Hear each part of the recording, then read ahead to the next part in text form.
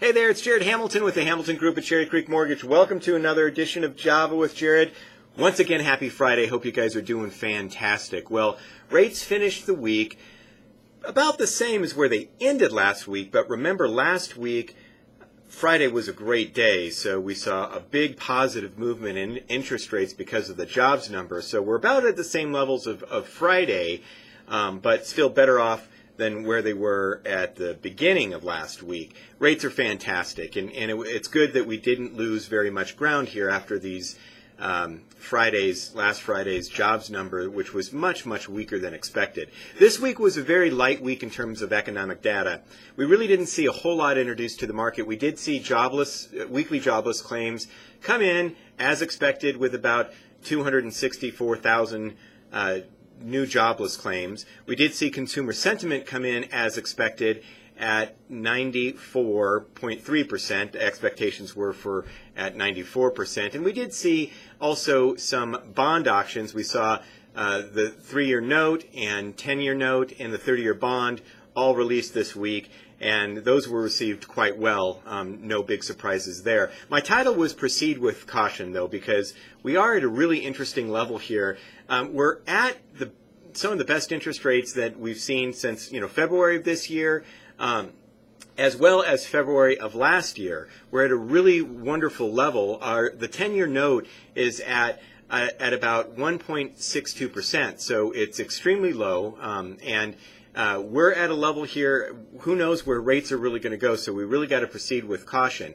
The big news of the week was Janet Yellen did talk here before Congress, or actually it was in Philadelphia, and she did mention that the jobs number was concerning, but she did say don't place a whole lot of weight on one jobs number. Well, really, if you look at that, though, too, these jobs numbers that we've seen over the last few months have actually been weakening. So the Federal Reserve would like to increase credit, but they just can't do so right now because of not only what's going on in the United States, but also in the global economy. Right now, the German yield, 10-year yield, is at 0.01%. So it's basically no yield there. Japan and the Swiss mark, those are at negative yields for 10 years.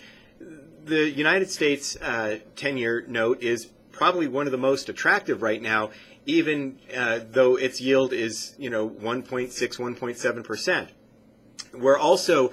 There's a lot of trepidation over the vote on June 23rd for Britain to potentially leave the euro. It's called the Brexit, the Britain exit of the euro, and it's too close to call on that. So there's just a lot of economic data that is just really concerning, and it could go one way or the other. So I'm telling my clients, when we see rates like this, we need to lock them in because they are absolutely fantastic.